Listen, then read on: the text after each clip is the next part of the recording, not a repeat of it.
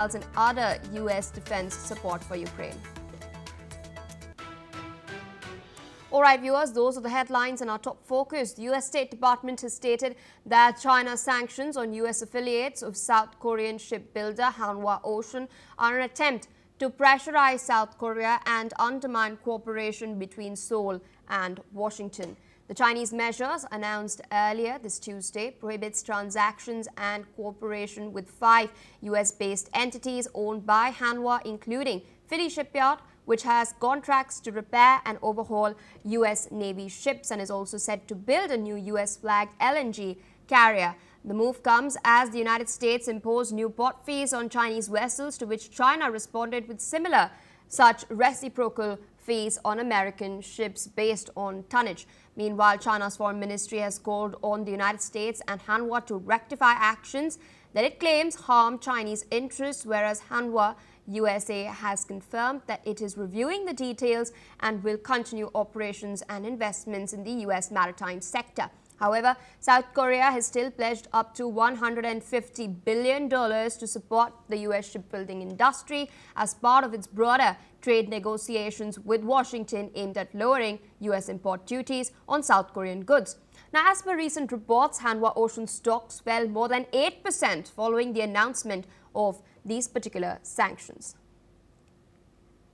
With us on the broadcast is Mr. Ross Feingold, political analyst, joining us from Taipei. Thank you so much for taking our time and speaking to us on NewsX World. Fresh development coming in as far as the US-China trade tensions are concerned, and it seems that a South Korean shipbuilding firm is now at the center of this storm.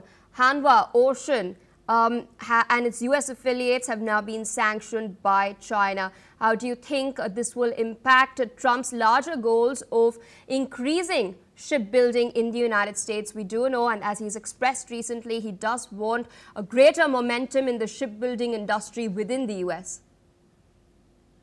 There's tremendous government support at the moment, both Republicans and Democrats, and including the Trump administration, to expand shipbuilding in the United States. Certainly for military or naval purposes, there's a lot of support for expanding shipbuilding capacity on the military naval side. But also for the maritime industry, for the shipping industry, there's also tremendous support there as well. So the United States has been really slow in recognizing the deficiencies of the shipbuilding industry that have developed in recent decades. And it's going to take a lot of time to address that. And frankly, it's going to take a lot of money. So this process will continue regardless of China's actions against Hanwha or any future actions that China takes. But again, we have to keep in mind that as the U.S. tries to expand its domestic shipbuilding capability, it's going to be a very slow process. Indeed, and speaking of South Korea, we do know that the Asia-Pacific Economic Forum Summit is going to be taking place at the end of this month. Donald Trump will be there, so will Xi Jinping, and officials from both countries are stating that their meeting is still on the cards. Do you think it will transpire, or if this trade war escalates even further, that would not take place anymore? Well, first, they both have to actually show up. And frankly, at the moment, although both sides are indicating that the respective leaders are going to go there, I would say we shouldn't exclude the possibility that one of them ultimately pulls out of attending. It's still possible, however remote that possibility is. But for example, with the U.S. government closed, that could be one reason why President Trump doesn't go. He might say, I need to be in the United States because of that situation. But assuming that they do both go, at a minimum, they're going to shake hands and smile. There's the famous group photo of the APEC leaders, for example. They have the large group of APEC leaders do have a meeting. They'll be in the same room. So they'll definitely meet. And the question now becomes, will they have a lengthy one-on-one meeting, and that's something that President Trump has talked about throughout his presidency, a meeting with Xi Jinping. And recently, Secretary of the Treasury Bessent, when he came back from negotiating with the Chinese, he said this meeting is going to be on at APEC. So the sides are still signaling that this meeting will occur, but obviously tensions are increasing over trade issues. So at a minimum, they might just exchange pleasantries, but there's still the possibility of a lengthy one-on-one meeting. But I will add, though, that time is running out because the leaders need time to prepare, their teams need time to prepare, the sides need to negotiate the agenda and things like that. So if they don't announce it soon, it does become increasingly unlikely that they would have such a lengthy one-on-one meeting. Coming to the tensions itself, Donald Trump claims that the U.S. is concerned about the rare earths restrictions that China has imposed. Trump has called it a national security issue because we do know that these rare earths are used to manufacture, tech items, specifically defense tech items. In light of that, there are all of his critics who point out that Trump is wielding tariffs as a weapon to secure his own interests. Do you concur more with what Trump is saying or what the critics are pointing out?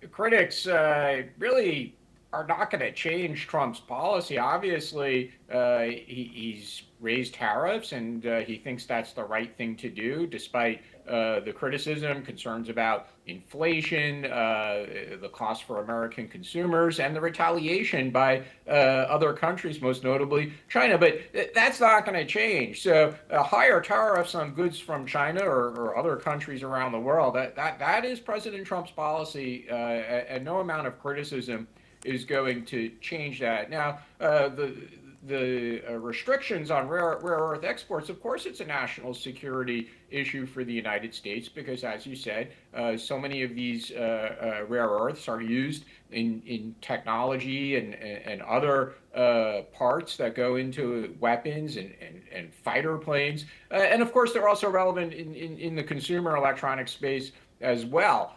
So I think President Trump is accurate when he describes it that way. But more importantly is where do we go from here? Are we going to reach a deal with China? Or is the United States going to just look for other sources? And the Trump administration has been willing to invest government money in building more refining capacity in the United States. But just like shipbuilding, that's going to take many, many years until that additional capacity can make up for what is currently done and purchased from China. All right, Mr. Feingold, I request you to stay on with us as we're tracking some other crucial developments. U.S. Representative John Molina has stated that licensing agreement for the use of the TikTok algorithm as part of the deal by China-based ByteDance to sell U.S. assets of the short video app would raise serious concerns. Molina has also stated that he is waiting for a briefing to learn more about the deal itself and has added that any Chinese leverage over the algorithm would be a serious concern. Meanwhile, U.S. President Donald Trump signed an executive order in September, on the 25th to be specific, declaring the plan to sell TikTok's U.S. operations meets national security requirements set out in the 2024 law.